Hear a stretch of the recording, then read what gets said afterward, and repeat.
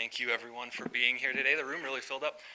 So I'm just going to go over the basic rules of the forum today that the candidates have been made aware of. So each candidate is going to start with a 1-minute opening statement, and then after that the candidates will have 90 seconds to answer each question each.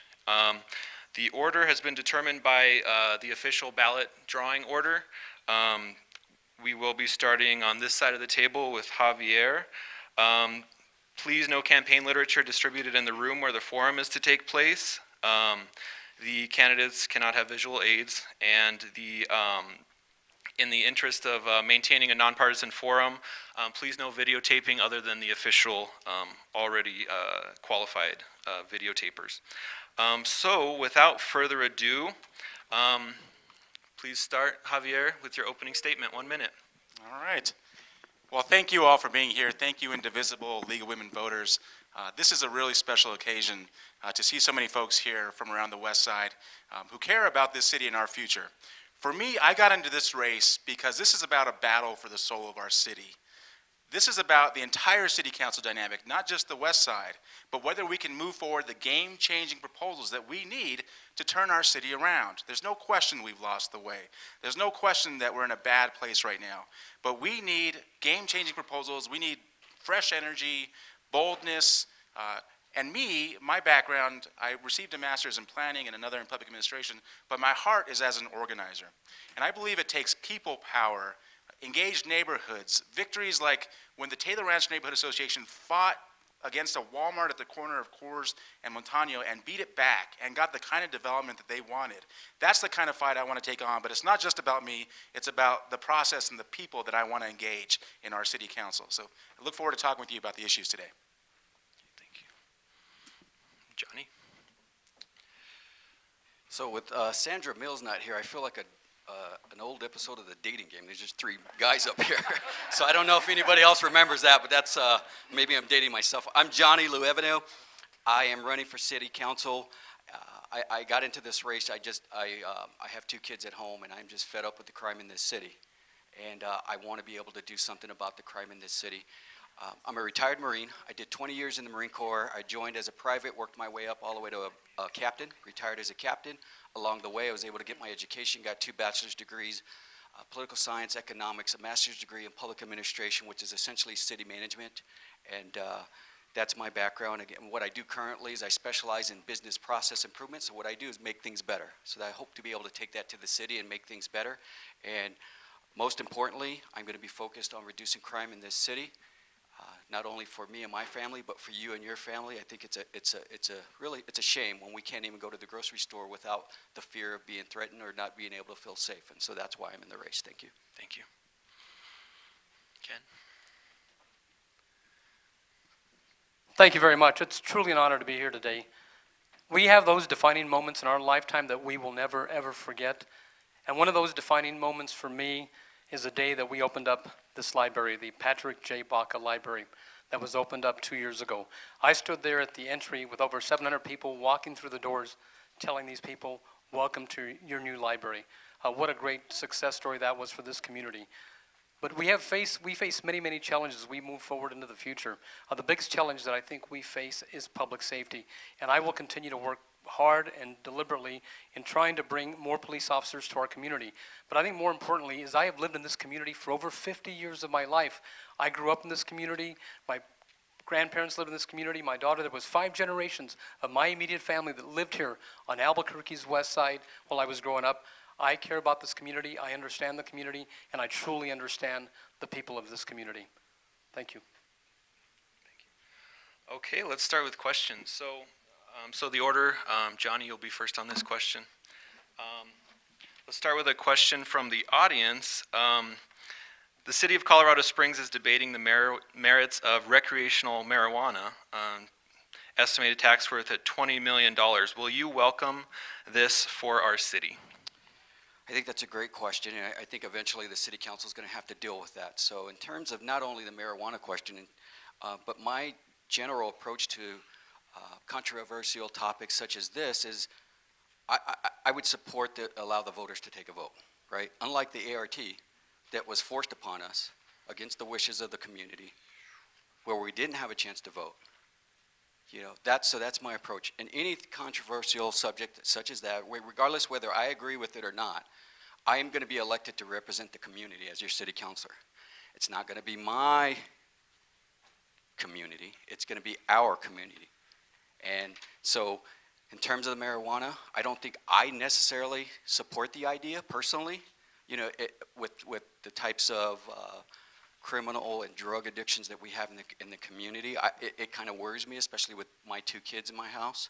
But I put that aside, and I would favor allowing that to go to the community and let the community vote on such a topic like that. Because again, we've all seen what happens when we don't allow the community to voice their opinion, especially with the ART, right? Regardless of how you feel about the ART, what's dangerous is to not listen to the community, or B, listen and then go ahead and go against their wishes. So I think ART is a great example of something like that where the community feels betrayed, and that's not true representation. That's either corporate interest or personal interest or whatever drives that kind of decision. Thank you.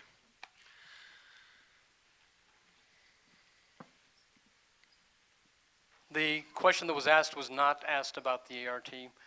It was asked about being able to, decriminalize marijuana in Albuquerque. I believe this is an issue that needs to go before the New Mexico State Legislature, not the city of Albuquerque. We as a city council did vote to decriminalize the use of marijuana, and that vote was passed by the city council about a year ago. I believe that there are issues that we are facing in our community, that we are dealing with crime. I think that alcoholism is equally as dangerous as marijuana. We've got to be careful on the use of marijuana and how much usage is being used. It's, my biggest concern, sometimes it's a gateway to other drugs in our community, and I would have some real concerns about that. But as far as going through the decriminalization process, I think that needs to be done at the state level, not at the local level.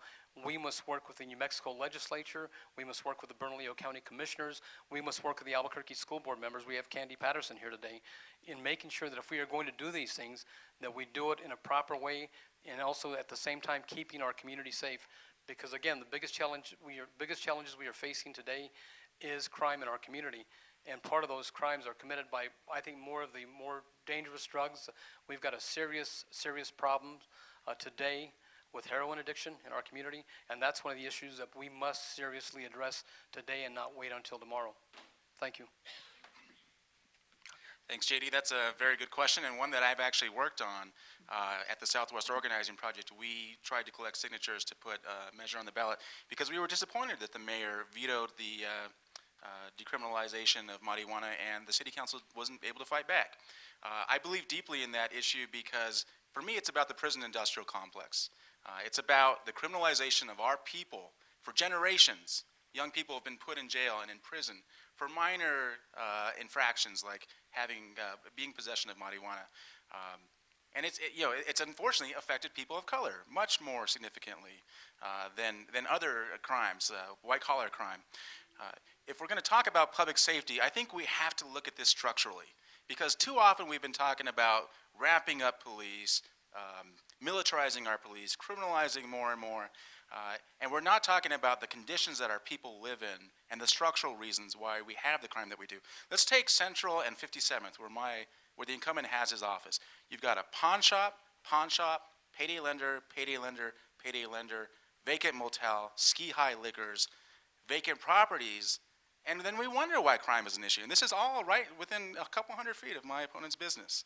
And it's been that way for decades. So let's start to talk about why crime happens and how it's being enabled and how certain people are really benefiting off of that crime.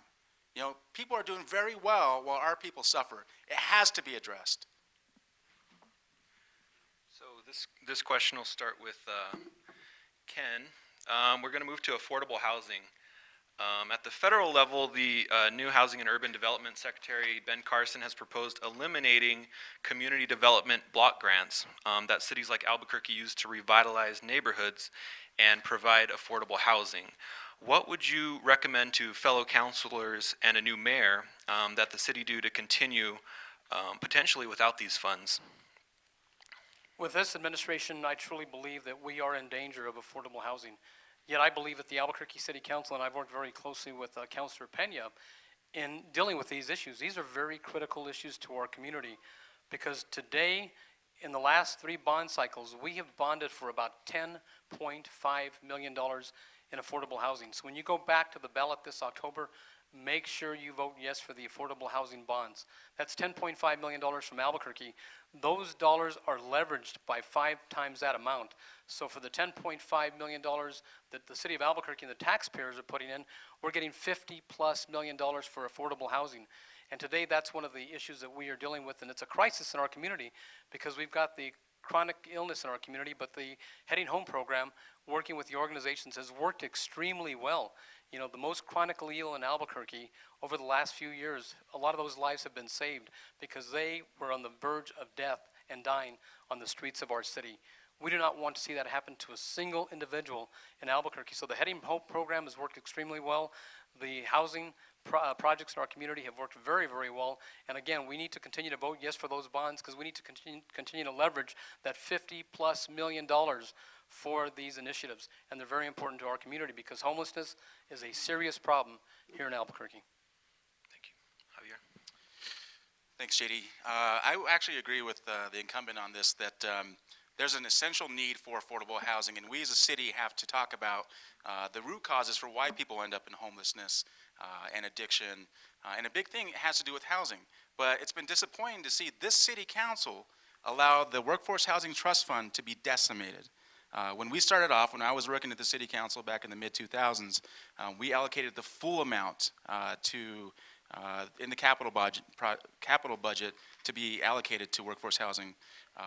That was actually decreased by, I think it was 80%. So we ended up with many fewer projects.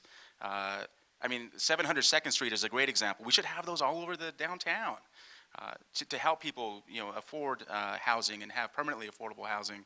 But this city council instead chose to put its priorities on things like the Paseo and I-25 interchange. Responding reactionary, if you ask me, to issues. I think traffic is a significant issue, but we're not thinking 10, 20 years down the line and how we address the conditions necessary for people not to live in homelessness or not to have access to affordable housing. Other cities like New York City have said, we're going to make housing a public right, a civil right, and we're going to insist that nobody be allowed to be homeless. Well, our city, just drive to any intersection, you'll see people struggling. It's because we haven't looked at it in a proactive, strategic way, long-term, and addressed it in a long-term manner. Thank you. Go ahead, Johnny. It's a great question, and I think the three of us will probably agree across the board that it's an issue and that we will all be supportive of an effort to address affordable housing in the community. I think my approach is probably a little bit different, and I go back to my experience as a child and how I grew up. I'm not sure I could probably be the only candidate that's probably grown up in public housing with public assistance, with a mother who cleaned houses for a living, a father who couldn't read and write. So I know what it feels like to grow up in a public housing unit. So in terms of what's important for me, I would like to take a comprehensive approach to affordable housing and ensure that that people that are living in these affordable housing efforts have great access to great education and access to other services that are needed, because that really what lifts people out of poverty. And my story is a great example. I joined the military, I got my education, I've done well, and it's unfortunate, and I see it all across the board in New Mexico, is we got great people here. We got great kids that are smart. They are very talented. I'm an example. I graduated with a 1.73 GPA in high school. I'm not proud of that. I double majored in college and graduated with a 3.45. It was easy for me, to be honest with you. I just wasn't challenged. I wasn't provided that support. The Marine Corps did that for me. But I think when we look at affordable housing, we got to ensure that we're also addressing all the root causes, education, behavioral health, healthcare, those kinds of things. Thank you. So we'll go back to Javier. Research shows that early childhood experiences of abuse, abandonment, homelessness, parents with drug addiction greatly multiplies the chances that children will grow up to be children. is a question from the audience. How will you work to reduce crime 15 years from now when the next crop of babies are teenagers? What will you do to improve the early lives of those children in Albuquerque? I love this question because this is something that's very near and dear to my heart and something that I've worked on throughout my organizing and advocacy. Early childhood education is critical. We have the resources here in New Mexico. We are sitting on $16 billion. I mean, we always get talked about as a poor state, but we're sitting on $16 billion in our land grant permanent fund. And I've been fighting, along with many groups, to get 1% of that dedicated to early childhood education for 0 to 5-year-olds, to support the parents and the critical brain activity that happens during those ages. But you know what the problem is? Corporate Democrats are sitting in the way of that. John Arthur Smith, Mary Kay Papin, George Munoz, these are all Democrats in our state Senate who block this every time it goes to the Senate Finance Committee. And that's kind of the same issue we're dealing here with in the city, is that you've got people who call themselves Democrats but then don't fight for democratic issues, whether it's the minimum wage or early childhood education or earned sick leave or smart growth. I mean, these are the game changers that are going to begin to turn things around in our economy. It's not just about the kids benefiting, it's about the 3,000 to 4,000 workers who are going to be able to put their passions into working with our kids. This is work that my wife does, early childhood education. And it's so critical at this age. The benefits pay off for generations. I mean, kids are prepared for school, they're prepared, they're into that learning. It's just something that we can do, but there are certain obstacles that we need to overcome to get there. So these are all great questions. Again, I know we keep saying that because I honestly didn't expect some of these questions, which is good. I think it's outside the box, and it's a good conversation. And so I guess here's why I'm in politics. And it just basically comes down to a simple approach. We have plenty of problems in this city and plenty of problems in this state. What we don't have plenty of is proactive problem solvers who actually think outside the box. Let's take Javier's idea with the early education and the 1%. Right? It sounds like a good idea, and it might be a good idea. But what I tend to think about is, okay, if we want to do this, let's get smart, let's think outside the box, and how could we best use that money? Do we want to plump it into services that, we've all seen the paper a few days ago, APS, a third of them are failing schools.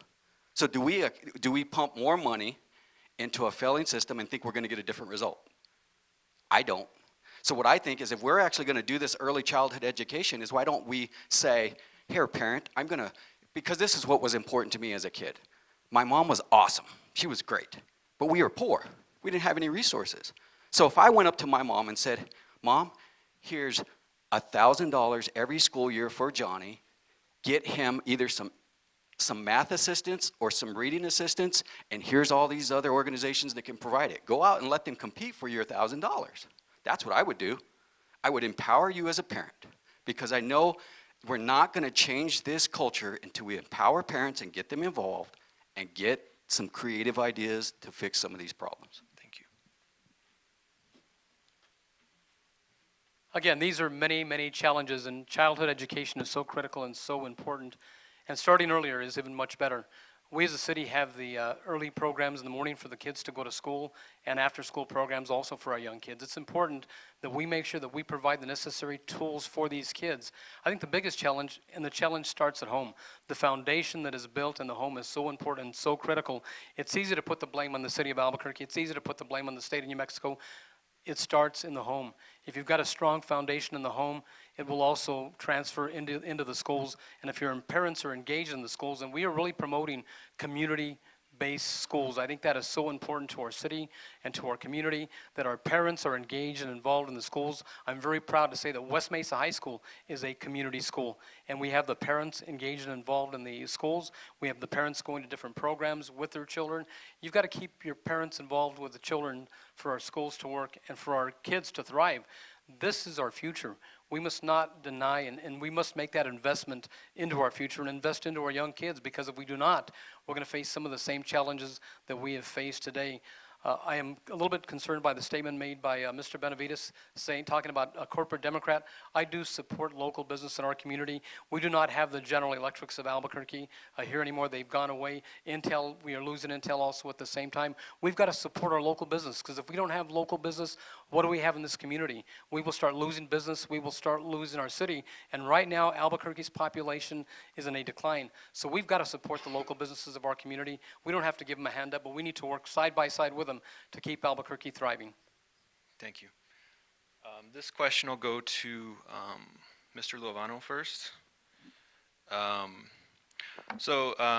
President Trump announced that the U.S. will be pulling out of the Paris Climate Agreement, joining Syria and Nicaragua as the only 3 nations in the world to reject the accord.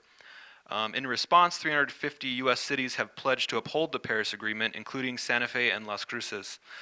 If elected, would you vote for a city council resolution stating that Albuquerque will support the Paris Climate Agreement? Another question that was that I did not expect, but it's okay. So let's take a step back before we actually ask that question. What's the purpose of city and local government? There's a few things. As a student of local government administration, I mean, the primary responsibility is public safety. Roads, infrastructure, trash, water, sewer, basic services. So it's hard for me to even think about that question because I'm so focused on what's important in the community. I'm going to just spitball and say 2,500 doors in the last 3 months.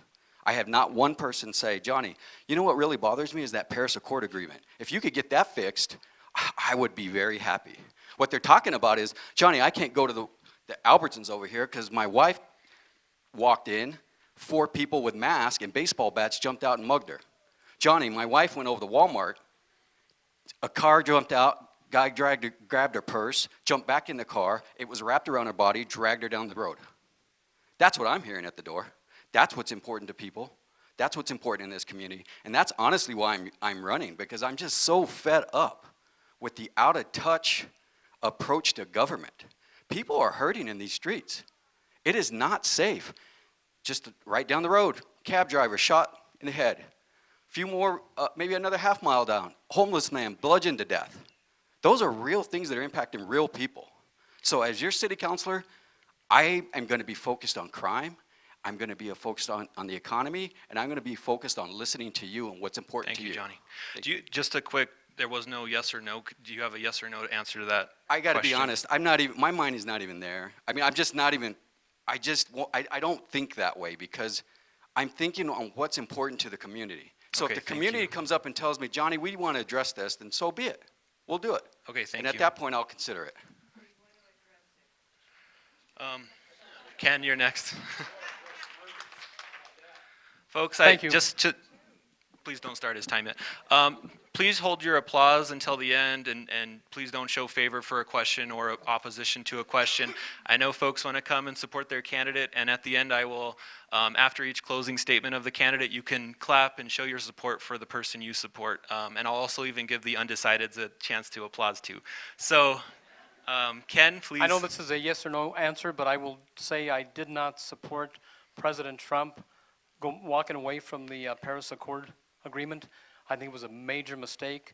You know, we need to look at environmental issues globally anymore, not just locally or at the state level or at the national level, but global issues and an environmentally safe community impacts this entire globe and this entire world, and it will impact everyone. So I do not support what President Trump did. I think he made a tremendous mistake. I think we took a major step backwards. And I truly believe if we start looking at more efficient ways and looking at more energy jobs in this community, the United States of America should be leading the way in energy jobs here in this country. There is no reason that we should not, especially with some of the challenges we face, because we do want clean energy for today and we want clean energy for our kids tomorrow. Thank you. Javier?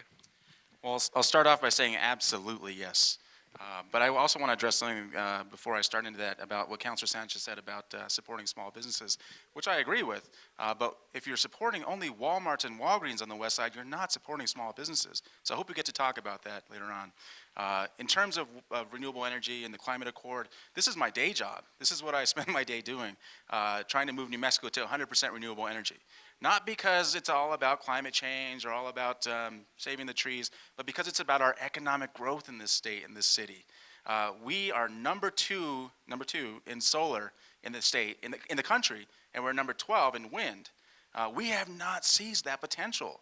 I mean, we could turn things around and have thousands of jobs if we actually begun to take on the monopoly of P&M and allow things like community choice aggregation, which means that every house is allowed to have their own solar, and it's distributed. I mean, it's not like you're depending upon this monolith monopoly to deliver your power. Other cities have done this, and it creates thousands of jobs. But you know, in New Mexico, like I was saying earlier, there's a couple of small obstacles we have to overcome before we can unleash this potential. But I believe, I mean, that's something I want to fight for in the city council. I want to be a spokesperson for that. And in terms of Trump, when Trump came through Albuquerque, I protested him. My family and I went in there and we stood up and said, your hate and your bigotry and your regressive politics are not welcome in our city. And I think that's the kind of courage and boldness it's going to take. So, thank you, candidates. So we have another question from the audience that they wanted me to ask. So, and this goes along the same lines. Trees provide energy savings, stormwater runoff reduction, cleaner air, increased property values, and even greater health. And tree-filled neighborhoods report lower domestic violence. One tree can remove 31 tons of CO2. But over the last decade, we've lost 10% of our trees. We have one of the highest rates of tree losses in the country in our city. What will you do to stop these losses and replace those lost values to our community? And Ken starts with this one. Thank you. Thank you. I wasn't expecting that question either. But I will say that one of the things that we have done, and we've been very cautious and careful with, is the Ladera Golf Course. The Ladera Golf Course was in really bad shambles, and there was a possibility of that golf course being shut down, and that golf course being taken over by special interest. We did not allow that to happen. We wanted to make sure that we preserved and protected that course. Myself and Councilor O'Malley, who was a city councilor at the time, put on the ballot $2.5 million for improvements and a new irrigation system to save water at that golf course. And the voters of this community, you voted to support that initiative. And now today, the Ladera Golf Course is alive and well, and it's doing extremely well, and I'm just very proud of that. As far as trees being taken down, we've got to preserve what we can. But again, we are going to more xeriscape in our communities. One of the things that we are emphasizing and stressing, you know, we need to go to more xeriscape to save our water resource, and that's another challenge. You know, water is a valuable resource, and there's got to be that fine balance of protecting our resources, protecting our water, and keeping some vegetation within our community. And I do support that we have to have an equal, there's got to be some balance, because we cannot just go one direction or the other. Because I know we're always complaining how bad things look out there because of all the xeriscape that we are confronting, but the city offered rebates and saving people money by going to xeriscape. Thank you. Javier?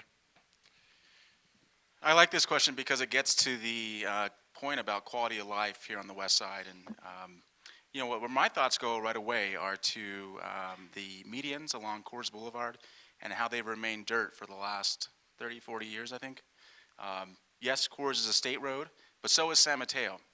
And let's talk about beautification of our neighborhoods. To me, this is very important. I mean, to invest in our existing communities, to beautify landscapes, to have, it doesn't necessarily have to be trees, it can be xeriscaping, but this, you know, this shows people that we actually care, that, I mean, these are easy things. That's why the medians along Coors are so frustrating to me, because when I worked at the city council, you better believe we beautified Central Avenue up in Nob Hill, where I was working for Martin Heinrich. We had planters, I mean, there were adopt a median programs. You bring in the community to engage in these kinds of projects, and people, you know, start to see that somebody actually cares. It's not just about moving traffic. It's not just about, you know, giving tax breaks to corporations or to big businesses. It's about investing in our existing communities. And I hope we get to talk about Santa Lena later on, because that's an important issue. I mean, if we're going to be building out there 90,000 residents, we're not going to have any money for investments in our existing communities, much less water, which are very important to trees, I'll tell you that. Thank you, Javier. Well, so like Ken, I didn't expect the question, but I have heard the question at the door, actually. I mean, surprisingly enough, that I'm a big believer. I'm a very simple guy.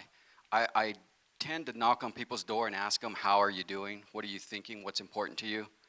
And I tend to block out a lot of the special interest groups and the lobbying efforts. Because I think what's important to me is listen to the people in the community. So I'm a big door-to-door guy. And this subject has actually come up in terms of the medians and the landscape. And so I can agree with Javier in terms of that's important to the community, in terms of whenever we have a median in the landscape, and it's important. It's not only important for the environment as a whole, but it's a quality of life issue as well, because some of that sand will kick up and blow into people's doors. It goes onto their yard. So those are things that are important. So I would definitely support that. I would look into that and try to see what we can do as a city council to rectify that effort. And to go back to the other question, because I think I felt I didn't answer the question, but so I am I'm in favor of making sure the environment is taken care of. So don't be mistaken by that. And if it's a smart thing to do, I'm for that too. The reason I'm running as an independent is because I don't favor one ideology over the other. I favor what's smart and good for the community. So I would look at that and I would say, let's read through that and see what that could do. If that can help people in the community, hey, if that's the smart thing, let's do it. Thank you. Ken? I think he's Okay. Oh, Go get that's always it. That's okay. Thank you. So this is another question from the audience. It's more localized. What would you do to improve public transportation ABQ ride north of I-40 and Unser? I've been to many forums that resulted in no new regular bus routes to downtown or rapid ride. And Ken started last time. Javier? Okay. Well, this is something that's on everybody's minds right now with the ART project, public transit. And of course I support public transit. I'm not going to bash the city's, I think what was intended to happen with that project. But I actually would have gone a lot further. I would have looked at ways to actually address traffic issues on the west side, commuter traffic. It could have been maybe light rail. It could have been like a dedicated bus route along I-40 from the west side to the economic centers. But in terms of public transit, I think the ART project is there. It's been devastating to our communities. It was not phased in, which Councilor Sanchez said that the mayor told him that it was going to be phased in, but then reneged on that. So I would have held the mayor accountable. I would have called him to the carpet for every business that's struggling right now. For all the residents that I've heard along Coors and Central who are struggling with traffic being pushed off of Central Avenue to their neighborhoods. But I do believe in public transit. I think it's critical for people not to have to sit in traffic all day long.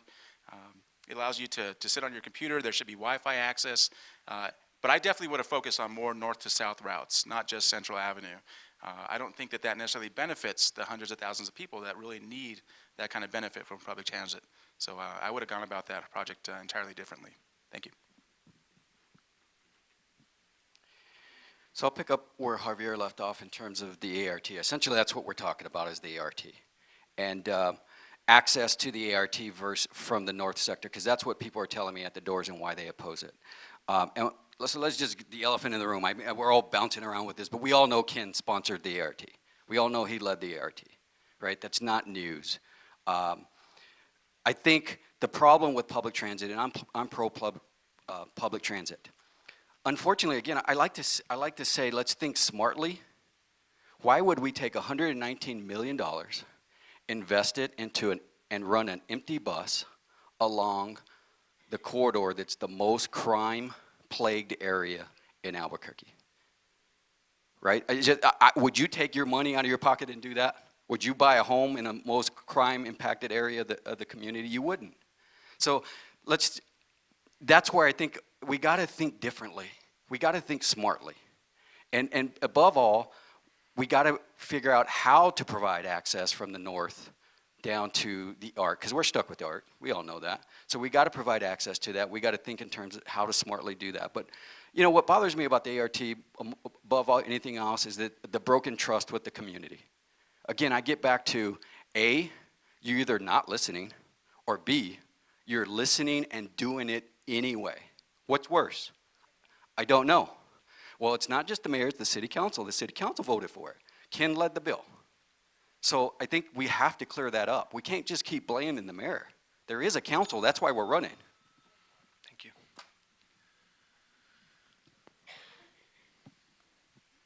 I know that three-letter word, ART, has been a real challenge for us, especially here in Albuquerque and on the city council. I was 7 of the 9 council members that supported the ART project.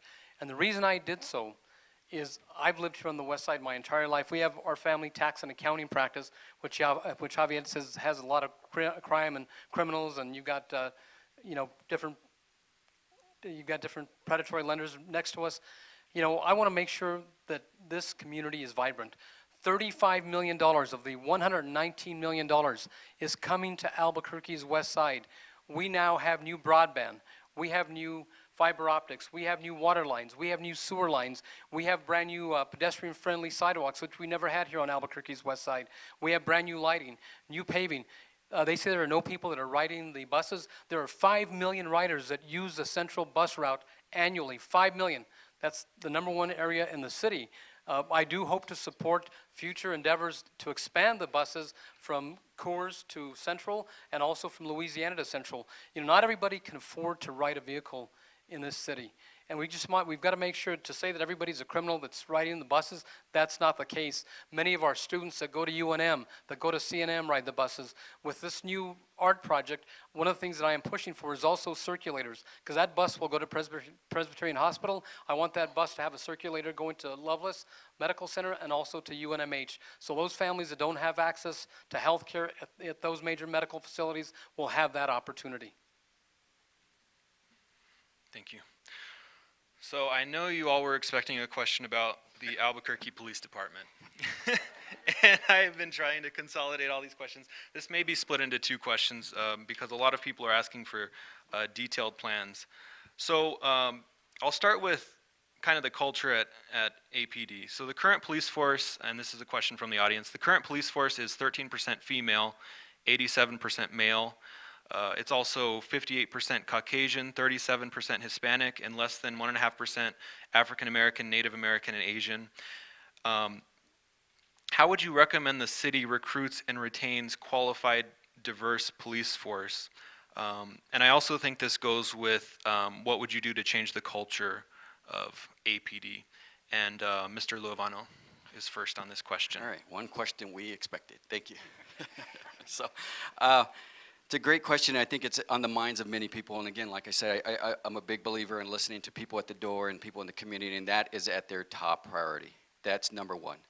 So if they tell me all the time at the door, Johnny, if you don't do anything else, try to get a handle on this crime. And so in terms of recruitment and retention and what we would do, my plan is a simple plan in terms of what I would do. And I tell people all the time, I'm going to be Marine tough on crime. And they ask me, well, what is that? First, I'm just going to take responsibility for the problem. I'm going to stop blaming people. It's the mayor's fault. It's the chief's fault. No, it's my fault. I'm your counselor. It's my fault. 2, I'm not going to make any excuses. Again, take responsibility. Don't make any excuses. I'm going to support our police officers 110%. There's not going to be any gray area between me and a police officer. If anybody has ever had to put a pair of boots on and grab a weapon and move at 110 miles an hour, you're going to make a mistake, and it's only a matter of when. So we got to stop beating them down, first of all. And finally, I'm going to deliver results. And what that means, again, I'm not going to make any excuses. I'm either going to get us to 1,200 police officers or I won't run for re-election. I'm either going to make it better or I will not run for re-election. It just boggles my mind on why we keep still running, but the problems are worse. There is no debate. Crime is worse. The economy is worse. They forced ART on us. Thank you. Saw the sign before I heard the bell. Again, we are talking about crime in Albuquerque. That is a very serious problem. And I do attribute part of that problem to Mayor Richard Berry. For 3 years, I kept saying there was a crisis in leadership in the Albuquerque Police Department. I was one of the counselors that voted to ask the Department of Justice to come in and review some of the practices of the Albuquerque Police Department. That is why the Department of Justice is here today. We must conform and consent to the consent and the settlement agreement that is out there today. If we do not, the city of Albuquerque will be in contempt of court. But I support more police officers on the street. And in the last budget that I was a sponsor of, Mayor Richard Berry vetoed that budget, and we went back and passed a floor substitute that allowed for more police officers to work in the city of Albuquerque, retention bonuses. We also offered longevity pay, and also more importantly, we offered 25 new PSA 1 positions and 25 new PSA 2 positions. The PSA 1 positions will be these young members of our community that live here in Albuquerque that will become eventually police officers, and that's one of the areas that I think we need to focus in. You know, we've gone out of this state to recruit local police officers and women. I was at the substation for an appreciation luncheon for APD officers. There was 15 women and 5 male officers working that precinct. So I'm really proud that we are now recruiting more females to work with the Albuquerque Police Department. And also the PSA 2s, they're 25 officers that will be working on the burglary crimes and also on the auto thefts and filing those reports so we can keep the men and women that are working the streets of Albuquerque and not filing police reports. Thank you. This is an interesting topic because I don't want to just say the things that poll well or that are the kind of quick responses to how we address crime. Because I think it's also vital that we talk about root causes and start to address, why we have the levels of crime that we do, the addiction that's behind that, the poverty, the unemployment that's behind that, and just ramping up our police department with the exact same approach doesn't get us there. Yes, we need a fully staffed police department. We need more community policing. We need people out from behind the desks of these special forces, special ops, and actually, in the neighborhoods policing. I mean, that's how many other cities do it. But, the problem with ramping up quickly, like as is being called for, is that this has happened before. It happened back in 2001 when I was working at the city council office. Back then, the magic number was 1,100 police officers. And Marty Chavez, in a chaotic way, ramped up the police department. And you know who they hired? A lot of the police officers who ended up in the police officer shootings from 2010 to 2014. You can track this stuff. Jeff Proctor, who's a reporter at the Albuquerque Journal, actually went and had his eye on people like Keith Sandy long before Keith Sandy shot the individual up in the mountains. So I think we've got to do this in a way that respects our communities. We've got to recruit people who love this community, who were raised here, and who have a respect for civil policing, civil rights policing. But if we don't change the culture of the department, this is going to continue with anybody we recruit. So that's just something to keep in mind when we're talking about that number of 1,200 police officers. Thank you. So I said this would, we got a lot of questions about the police department, and the first one was about changing the culture and diversity at the department. But I think, and this was touched on, the Department of Justice consent decree was also a popular subject. So Dr. James Ginger, the independent monitor, says APD is only complying with 50% of the DOJ consent decree and only 25% of the most important policies, including use of force. What will you do to make sure APD complies with all 287 terms of the DOJ consent decree? And please, go into detail. We could also include, your plans with community policing, because I think that is incorporated in improving the police department. So Ken is first on this question. You can expand on your plans. I've had a chance to attend many meetings with Dr. Ginger. I did attend every single meeting that Dr. Ginger was at with the community. Also, prior to that, I attended every single meeting with the Department of Justice because I was very concerned over this situation. I want to make sure that Albuquerque has faith and trust in the men and women that serve in our police department. And I can assure you that 99% of those men and women do an incredible job in protecting each and every one of us each and every day. I've had a family member that was recently involved in a police shooting, and this was in the downtown area, and they've got a really tough and difficult job. And I know he didn't want to shoot, but he said there was individuals behind him. The guy had pulled a gun on him, and if they had missed him, they could have shot those individuals right behind him. He's back out on the streets, working the streets of Albuquerque today. But again, I support the men and women that work in the Albuquerque Police Department, but I also support the work that was done by the Department of Justice in making sure that we conform and comply with that settlement agreement. I am very proud that the city of Albuquerque just recently now has 100% of its police force trained in crisis intervention training. That is so important. And prior to that, it was only 28% of our police officers that were trained in crisis intervention training. So a lot of good has come out of the settlement agreement, and we have no other choice but to conform with that settlement agreement. I know that the Attorney General in Washington is saying that they're going to come back and make some modifications and changes in that. We cannot change that settlement agreement because we must conform with those changes, and I will support Dr. Ginger through this process. Well, I think one thing we have to consider is that Dr. Ginger was brought on under a different presidential administration, and we've got a whole different national scene now. So it's almost, I feel like we can't look to the DOJ anymore for support on mandating these changes. They just don't have the same approach to addressing mass militarization of our police. So I think that we have to instead look to the city council. You know, the city council is the local entity that should be holding the mayor accountable for his administration. Instead, they've kind of stood by.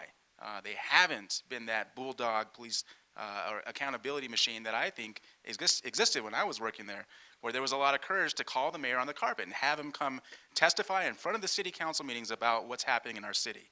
Why we have more police shootings than New York City, not even per capita, just in general.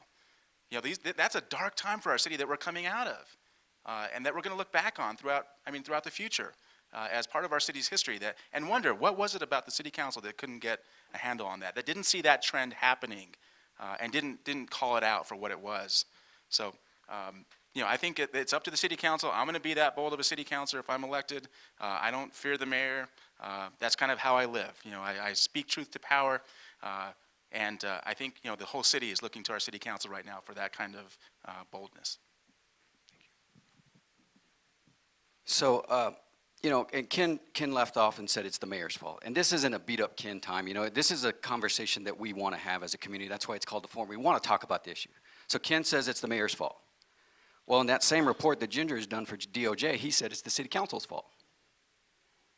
And so whose fault is it? We can go back all day long with that. So here's where I fall with the DOJ. I'm sure there's some substantive issues and there's some good things in there that we definitely need to address. But again, I'm a big fan of listening to people that are actually doing the work and are actually on the streets. And this is what police tell me. Johnny, we are dealing with a whole different level of criminal that we've never seen in this city before. These criminals do not have the ability to reason at this point.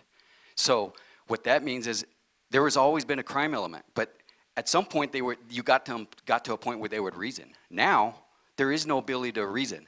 They will shoot you, they will run you over, they'll kick your door down, they will call a cab and shoot the cab driver right down the road, they'll call another Uber and they'll stab them with the sword. Have we seen this before in this community? That's not normal.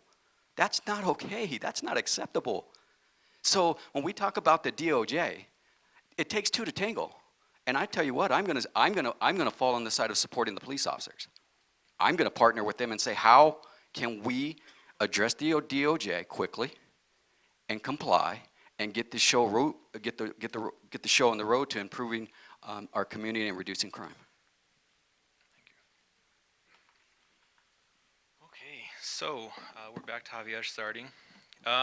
So also on the ballot, there will be a proposed ordinance called the Healthy Workforce Initiative. And so the question, it's a couple parts. The question is, do you support earned paid sick leave ballot initiative that is on the ballot? And will you instruct the city attorney to follow up on claims of employers abusing the ordinance if it is passed?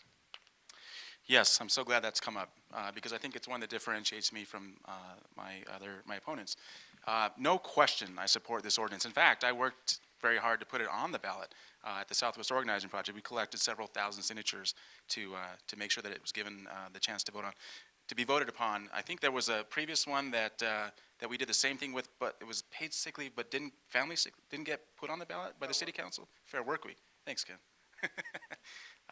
So, I mean, thankfully this one did. We had to fight over the font size, but I think it's essential for the city because this is about reversing the exploitation of the city's workers. I think it's 100,000 who don't have access to a single paid sick day.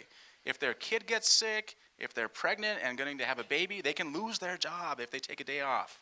That's a travesty to me. And for me, this is about a much bigger issue of returning some of the rights to the workers, people whose labor is being exploited while all the wealth transfers upward to corporations like Walmart or fast food chains. All across the country, this is the case. And in New Mexico, it's worse than most. We have the #1 income inequality in the country.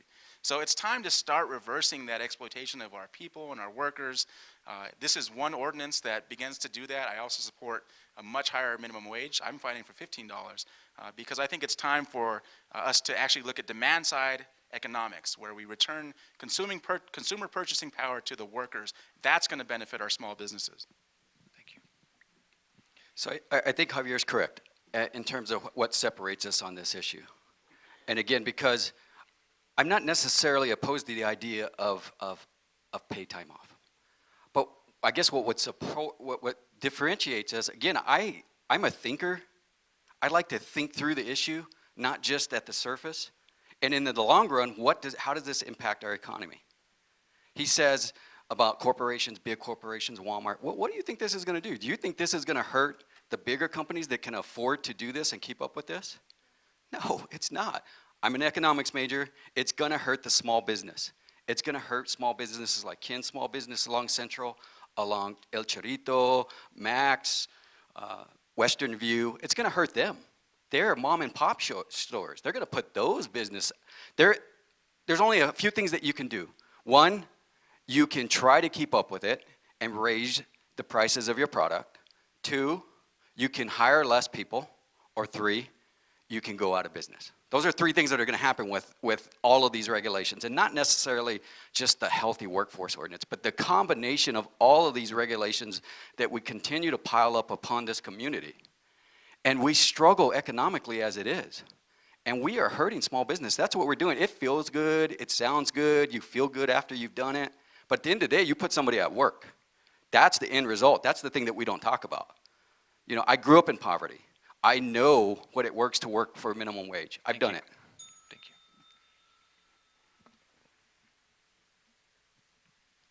you. Let me first begin by saying that I do support the Healthier Work Week bill. I do have some reservations about it, and one of the concerns I have, one size does not fit all. You have paid time off, you have annual leave, our business offers profit sharing. What's going to happen with these businesses that offer paid time off for annual leave, they're gonna have to make some adjustments. Because right now, paid time off can mean sick leave. Paid time off can mean going on vacation. So one size does not fit all. So this sick leave bill I have some concerns about, and one of the other concerns I have about it is that we as a council or governing board cannot go back and amend this legislation. I've talked to our city attorney. I've talked to the attorney that works for the council attorney, and they're all very concerned about this bill. If this bill does pass, which it has a good probability of doing so, because I think a lot of the members of this community do support it, because we do need to provide rights to our workers, and taking some time off for sick leave if you're sick or your children are sick, that should be a right and a benefit that our businesses should try to offer. At the same time, a lot of our businesses are struggling right now in Albuquerque. The economy is not doing that well here in the city of Albuquerque. We are struggling economically, and I don't want to hurt those people that we're trying to help, those employees that are working for these companies, because we cannot afford to pay these benefits. These benefits sound wonderful, they sound great. I did support the increase in the minimum wage. I think it was important that we increase the minimum wage, and I worked closely with Senator Martin Heinrich when that initiative came forward, and the voters said yes in the increase in that minimum wage. Thank you. Okay, thank you all. So the next question is another one from the audience. In February, the City Council reaffirmed Albuquerque's status as an immigrant-friendly city. Do you support Albuquerque being an immigrant-friendly city, and how will you protect targeted immigrant communities in Albuquerque? How should APD work with federal immigration authorities? And I believe Johnny starts this one. Yeah. Again, this is one of those questions where it confuses me, because I think maybe I'm just not as smart as everyone else. I only have a master's degree and a couple of bachelor's degree, but it just confuses me because I mean, the America I grew up in, we were all immigrants, are we not? I'm confused by that question. So we're all immigrants. We all have come from somewhere. There's a certain sector of the population that have been here before us. Otherwise, we're all immigrants. So, of course, we're an immigrant-friendly city. That's who we are. We're an immigrant-friendly nation. That's what makes the United States of America, you know? So when I joined the Marine Corps, I didn't just see white, or it was Chief Master Sergeant back there, African-American, Johnny Luevano, Hispanic, Joe Loisel. Are you Anglo, Joe? So, you know, so I guess, I don't know, I love this country so much and too much to think in terms of separating us in those terms. I believe in the human dignity and treating people with respect, regardless of your citizenship. I do believe in that. So there's a human value there that I support. We shouldn't treat people badly. That's not what we do in this country. Again, that's what makes us America. We don't treat people badly. You know, that's, we strive. We're not a perfect nation. You can poke holes in us all day long, but what we are a country that strives to right our wrongs. And we're the only country in the world that you can grow up in poverty and be successful, run for council, and raise a good family. Thank you.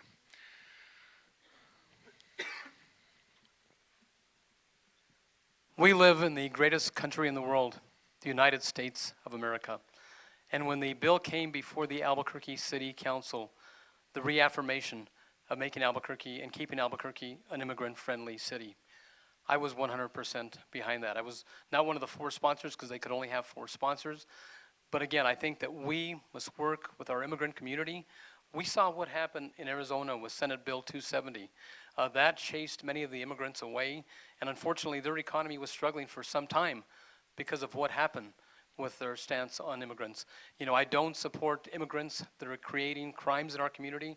My mom was at the Denny's restaurant on June 20th of 2009 when MS-13 gang members walked into that Denny's restaurant and shot and killed a young prep cook by the name of Stephanie. My mom was devastated for such a long time after that incident, and she said, I will never go back into that restaurant ever again. I said, Mom, we've got to go back and support the employees that worked there at that Denny's. They were there that day with you, dealing with the same problems and the same circumstances that you dealt with. It took her about 3 months, but we walked back into that Denny's, you know, and supported that restaurant and that community because they are part of our community. And many of those individuals who were at that Denny's that day also are immigrants that live here in the United States. And many immigrant families are here struggling each and every day, and we should provide them hope and opportunity. We've had that opportunity and we've had that hope ourselves growing up in this community. My mom and dad, when they were growing up, spoke nothing but Spanish, and when they were going to school, they would laugh at them. That is unacceptable here in the United States of America. Thank you. I love that question.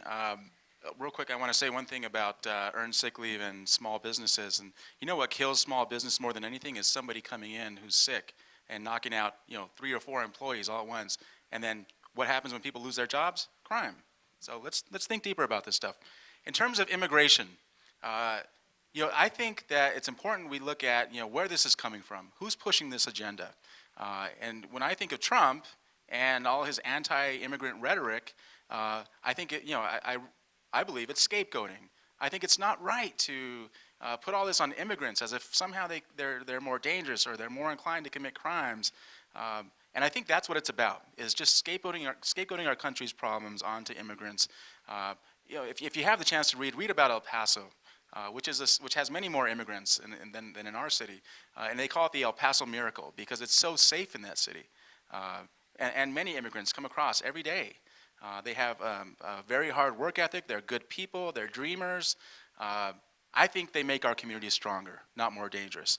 I would, you know, invite immigrants into our community. Many cities have even given immigrants the right to vote in municipal elections and school board elections because their children are in the schools, but we're excluding them from the entire civic life. So I would actually go further. I would definitely not allow our city to impose Trump's agenda through criminalizing immigrants and profiling and that kind of thing. And I would actually go further and welcome immigrants into our city. Thank you. So we have a couple questions from the audience on economic issues, and it's been brought up previously in the forum. With so many small businesses struggling, how would you protect the small businesses here in the district? And Ken starts. Having a small business myself, my family is here today. Linda, my brother Gilbert is here. We own and operate Gilbert Sanchez Tax and Accounting Service on West Central, a business my dad started 53 years ago in this community. And people cautioned him and said, why would you want to open up your business on Albuquerque's West Central? He lived right there on Yucca, 2 blocks from the office. He said, why would I not want to open up my business there? If my car doesn't start in the morning, I can walk to work. But we need to protect our small businesses. We have an accounting business, and we see the struggles that many of the businesses are going through each and every day. And it's been a challenge, especially here in Albuquerque. You see other cities like Austin, Denver, economically they are thriving and they are moving forward, yet we are stagnant with this economy. We need to look at protecting the businesses that are here first and foremost, but at the same time, we need to look at the incubators and economic development that we can bring to our community. We got entrepreneurs in our community that are making a big difference in the jobs that they are creating here in this community, and hopefully they will stay here. A lot of times businesses that open up here in Albuquerque, they tend to move away and go to other parts of the country. Once they come to Albuquerque, we need to find incentives to make sure that they stay put and stay here in our community to create jobs. I mean, we saw what happened with Intel. We're dropping little by little with the jobs there at Intel, but I'm very proud to say that we talk about one of the developments that will be taking place on Albuquerque's west side. We are going to be building in the future a major medical complex on 118th Street and I-40, and it will be a Presbyterian hospital, which will also include a medical campus, and I'm very proud of that. This gets to the heart of the West Side and economic development conversations about what we can do on the West Side. The sad thing to me is that we have seen way more than our fair share of Walmarts, Walgreens, fast food chains, even a new development that's happening right now at Coors and St. Joseph's is going to be a Starbucks, thankfully a Lottaburger, which is a local place. But I'm a believer. I'm a planner, an urban planner. That's my background. And I look at these lots along Coors, these big vacant lots that are all weeds. I even walked out to the center of one of them, and there was needles in the center. So that's what they're being used for now. But I believe that we can develop amazing nodes of economic activity, of local businesses. Not a new Walmart, but like an uptown Albuquerque-flavored development that's accessible to working families. Local businesses, an incubator would be helpful. But what city councilors can do to help that is to address the zoning of the property and to address the site design of how it gets approved. And we just haven't. We've allowed the corporate realm to have their way with the West Side, both residential development and economic development. And that hasn't helped small businesses, hasn't helped local businesses to have all these Walmarts. So that's just something that I'm going to take a stand for that unfortunately hasn't happened on the West Side yet, but is absolutely essential to the next 20 years of what the West Side is going to develop like in a quality way, I hope. Thank you. So I would tell you Walmart doesn't have a problem keeping up with regulations and rules. They pay plenty of people. They got a good staff. They diversify their staff, and they can keep up with it.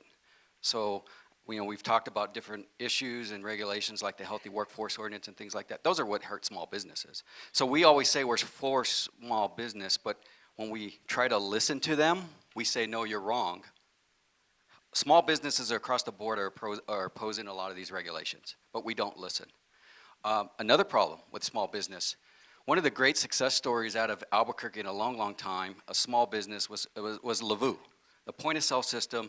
And they've developed this great company and a great product, and they've leveraged more money, and they've gone regional, and they're starting to sell their product.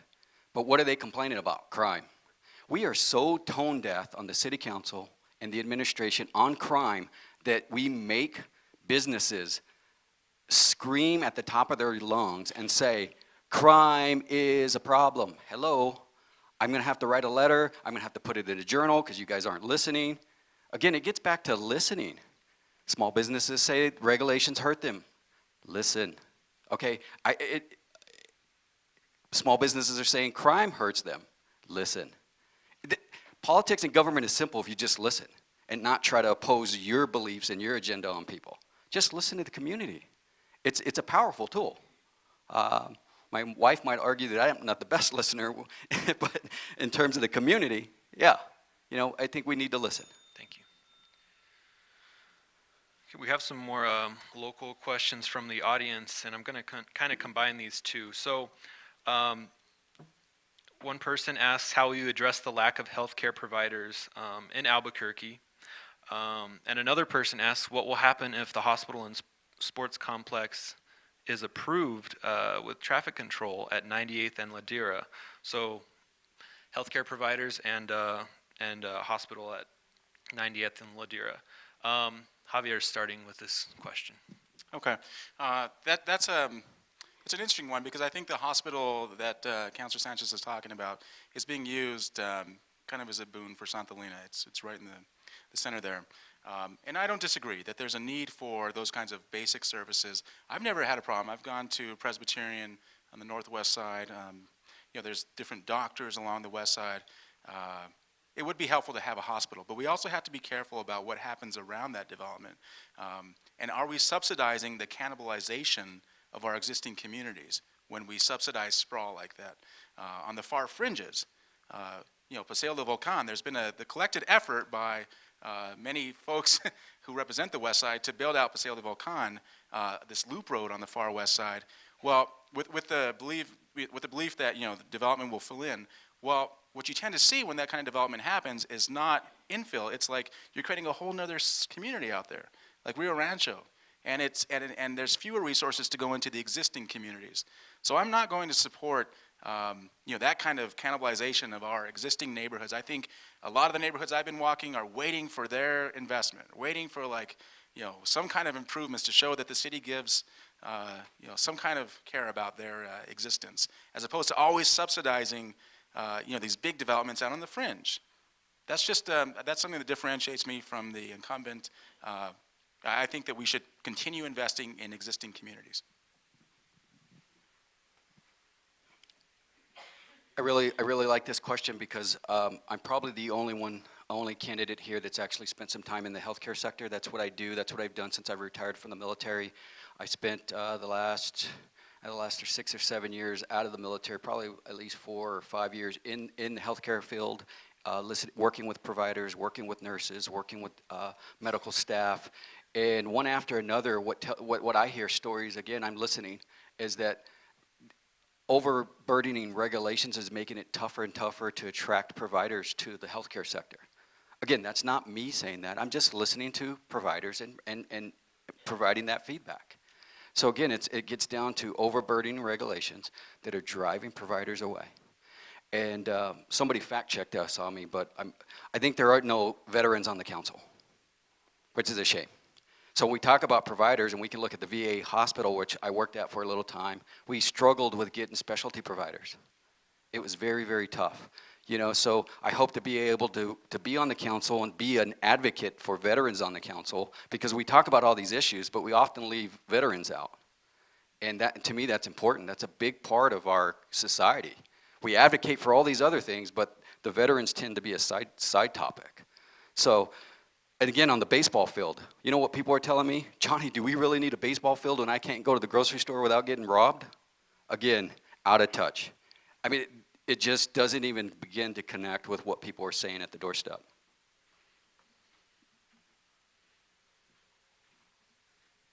Again, let's first talk about the hospital that will be built in the future on 118th Street and I-40. I'm very proud of that development agreement that was passed by the City Council, including some of the progressive councilors that serve on the Albuquerque City Council. This is not sprawl. This is something that the residents have needed on Albuquerque's west side for a long time. When I first got elected to the office, we went to the West Mesa Community Center and talked about things that we needed right here in this area. We now have the new library, we have the transit center, we have the UNMH clinic, but we don't have a major medical hospital, and we deserve it. You know, Presbyterian, through these incentives, eventually we'll be able to build the first phase will be between $100 and $150 million. The finished product should be what we see at Russ Medical Center. In the development agreement, what we did is we traded 30 acres of property across from the Coca-Cola plant, and now we have 60 acres of property to build that medical facility. And that's on 118th Street and I-40. As far as the baseball complex, I support the baseball complex. You know, we need to bring new jobs to our community and attract new individuals come to play. My granddaughter played basketball during the summer league and was in club and traveled all over the country. and we spent a lot of money going out of state to watch her perform and to play. Well, now these tournaments will be coming to Albuquerque, so it should be an economic boost to our city with a sports complex. But I did say the phase 2 of the complex will include soccer, basketball, volleyball, wrestling. It's going to be a major sports complex for our community, along with tourism coming to the city of Albuquerque. And I think it's going to be a real economic plus. So Mr. Luevano is going to be first on this question, and it's probably another expected one. We're going to talk about development and Santolina project. So, and we got a couple questions from the audience on that. So please share your vision for sustainable growth and development in Albuquerque. Bernalillo County is expected to grow by over 300,000 people over the next 25 years. Where do you expect or want these citizens to live in 2040? Santolina, Mesa del Sol, in major centers, or just inside the pre-1960 boundaries of the city? So it's a good question, follows up on the last question, and I agree with Ken. I think the Presbyterian Hospital is going to be a great thing for this community. I've worked with Presbyterian before. It's a great company. It'd be a great asset to this community. In terms of the baseball complex, let me share you a joke that I got at the door. I didn't do the joke myself, but a guy told me, yeah, great, Johnny, we're going to have a baseball complex and all this sports complex. We can attract all these events to Albuquerque, and it'd be a good thing because these criminals will have new cars to steal. And it's like, all right, you know, it's one of those like, all right, it's funny, but it's not funny because it's true, and you know, that's the sad reality that we live in. And so again, I'm running because of the crime issue and trying to get that under control. In terms of growth, I'm generally pro-responsible growth. And what that means is I like to think through the impact, both in terms of the financial impact, infrastructure, roads, how to get people to and from the place, the environmental impact. What is that going to do for the environment? How do we ensure that we have good access to different facilities from the growth? So in terms of Santolina, I'm not going to answer that question specifically because as a city councilman, I'd like to take a fresh approach to it and not have a predetermined idea about it. But generally, I'm pro responsible growth, but smartly. What's the financial impact? What does that do to the operational budget? Take the art project, for example. Once that federal funds go away, you know what happens? $2 million of our operational budget goes additionally to operating that art. thank you. I have seen this community develop and grow over the years, and I've always said the west side of Albuquerque is the final frontier for growth and development here in our community. I do support infill projects. I think infill projects are critical to balance the growth and the needs of our community. You know, we have pushed for so many infill projects along even the Central Corridor. There are a lot of vacant buildings. There's a lot of vacant land here on West Central, and Santolina will be happening probably within the next 50 years. It's not going to happen overnight. We saw what's going on with Mesa del Sol. Mesa del Sol has not fully developed. It's been in the development process now probably for 10 or 11 years. But how we basically structure our tax incremental development districts is critical. The way I structured the tax incremental development district for the hospital was a lot different because we did not tie up general fund dollars that could be used for fire stations, for police stations, for new police officers. That money is going back into the general operating fund. With the Santolina TID, you know, that's one of the things that's going to be looked at by Bernalillo County and not the city of Albuquerque. We have not had one single vote on Santolina, but we will be engaged and we will be involved through the Albuquerque-Bernalillo County Government Commission, and we will be working through the Albuquerque-Bernalillo County Water Utility Authority, because if we don't have the water resources to build out Santolina, Santolina will not develop. So we must work very, very closely with the Water Authority to assure that we do things right, and we've got to make sure that we have the adequate water resources in this community to continue to grow. That's actually not true. In the last week, the Water Utility Authority has told the Bernalillo County Commission that they're not going to provide any advice on Santolina. They're going to sit it out. So Santolina is charging forward as if they have approval, even though we won a lawsuit against them. Judge Franchini, it's Benavidez versus Santolina in the lawsuit, and we won that decision. So we're fighting for the soul of our city right now. We want to see investment in existing communities. If you drive along Coors Boulevard or Unser Boulevard, you see nothing but vacant vacant lots that could be developed into quality developments for these families. And instead, I mean, it's the ongoing struggle here in New Mexico, which has been around for probably over a century, where big out-of-state interests, Barclays Bank in this case, are coming into our city and trying to corrupt our politicians to turn a profit. It's not about developing the West Side, it's about flipping the land so that they can sell it and make a major profit. That's what the Santa Fe ring did back in the late 1800s. So this is history repeating itself. And we, thankfully, have been on the winning side. I fought SunCal when I was at Conservation Voters New Mexico. It was a David and Goliath fight, but we beat it back. $400 million in TIDs they were looking for. This is just the latest iteration of subsidized corporate development on the far west. That's just not what I'm going to bring to the city council when I win. I'm going to bring a passion for fighting for families who live here right now and filling in areas with quality development that benefits their lives and their quality of life, not subsidizing the far fringe.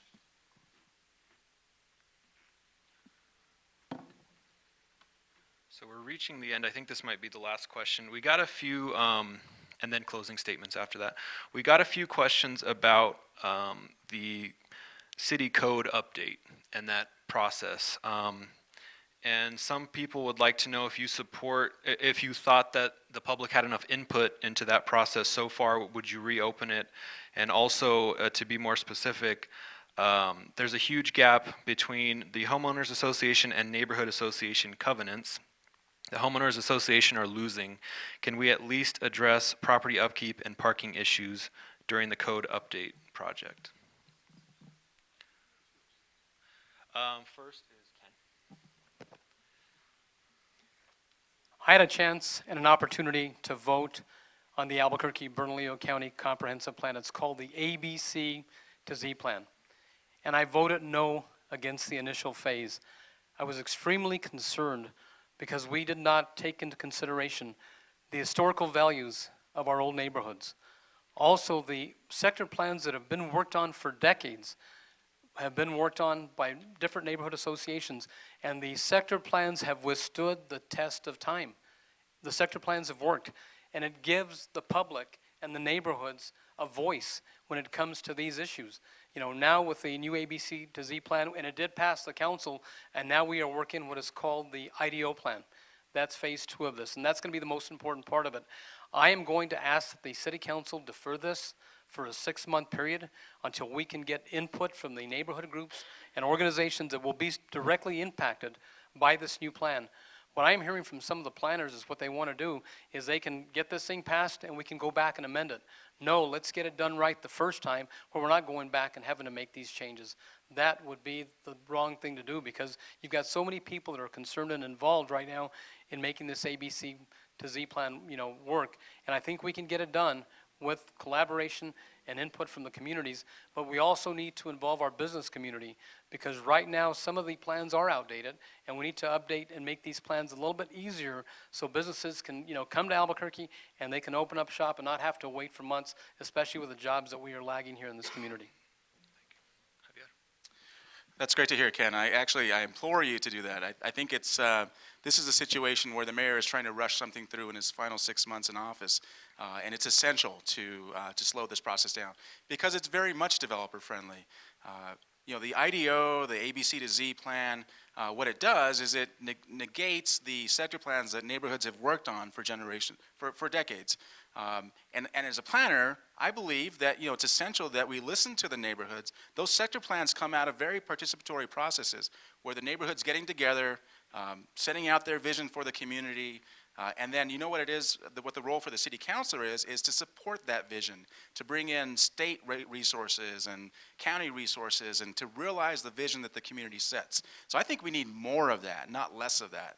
We need our people participating in, envisioning what they want to see for their communities, not getting rid of those visions so that it's easy for developers to develop. So anyways, that's just how I come out on that. I think it's essential that we empower the Office of Neighborhood Coordination to actually go out and empower more communities to do this kind of planning. Cities like Seattle actually give resources to communities to do the organizing. They empower community organizing like that.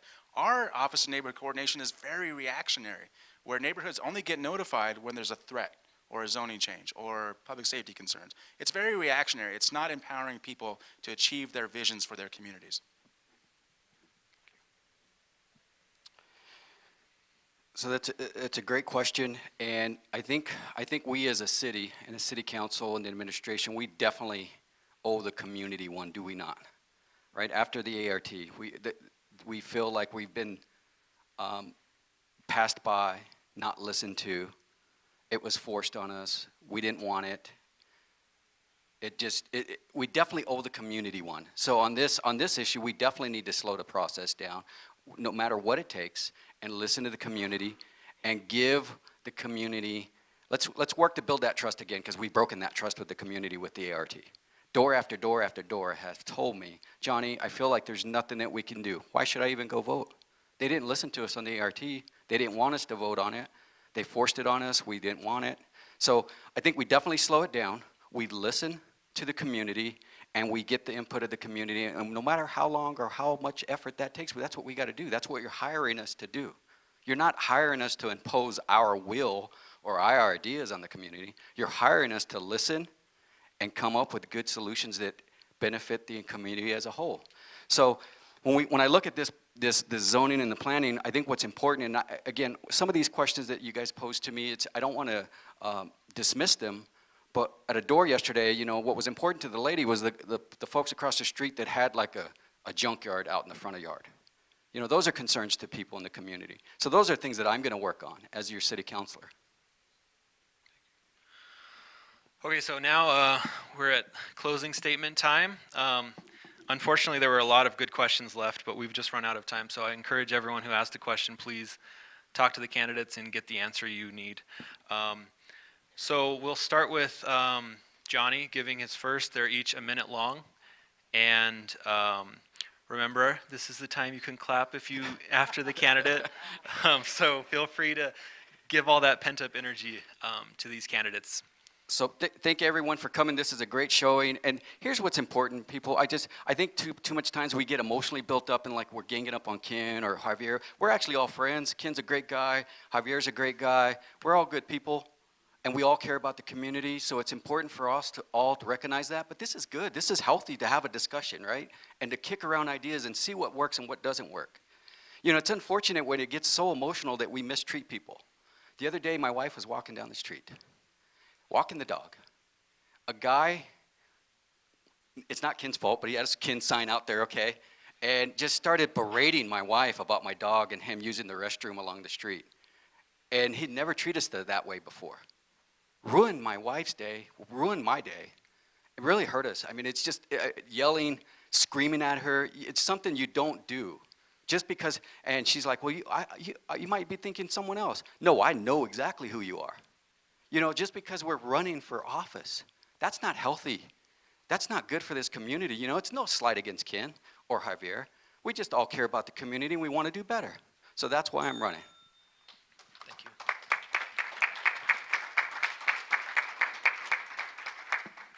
Let me first say that I have not had an opponent since 2005. It's been 12 years, so I'm getting used to campaigning once again, and it's been a lot of fun going back out into the communities, in the neighborhoods. But I will have to say, I think my biggest asset has been working with the communities, working with the school board members like Candy Patterson, the rest of the school board, working with our state legislators that have worked very closely, because we only have a limited amount of resources available to do the things that we want to do in the city of Albuquerque. Because of the support that I have from these individuals, the support that I have from the community. I mean, I've empowered the community to go out there with me, and together we have built major projects in our community. You know, we've got over $100 million of capital projects that have been built in my tenure as an Albuquerque city councilor, and I hope to do more. You know, I want to run one more term. I think I've done a great job in the last 12 years. I will continue to work hard and provide strong, thoughtful leadership for this community. Ken Sanchez is a name you know and a name you can trust, and I thank you for your support.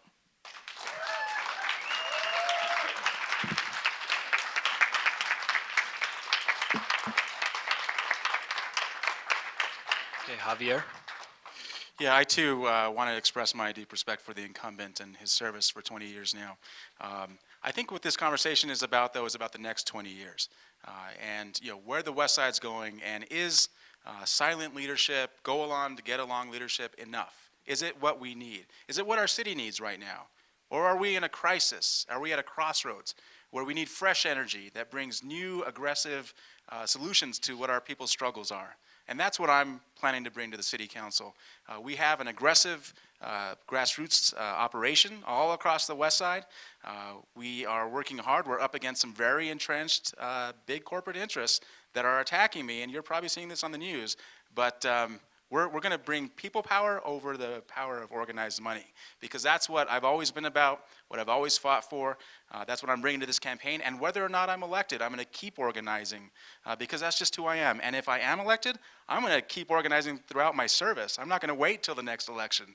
I'm going to keep knocking doors every day for the West Siders. Thank you. Thank you.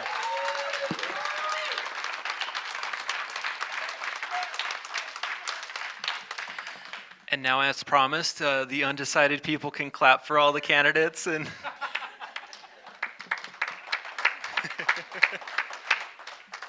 so I want to thank you all for being here. The audience, you were very nice. And the candidates, thank you for bringing forward these issues and giving clear answers and concise answers. I really appreciate it.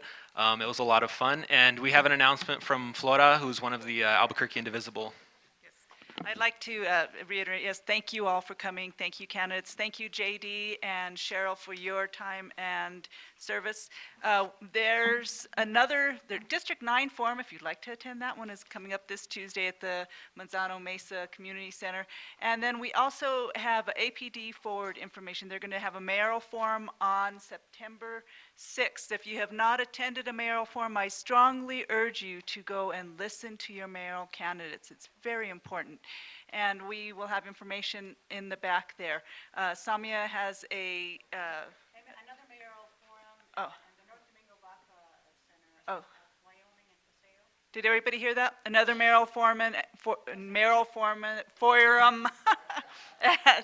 the North Domingo Baca Community Center, South Paseo, off Paseo, and that's... Oh, September 1st, sponsored by Albuquerque Center for Peace and Justice. Thank you all for being here. Have a wonderful day. Thank you.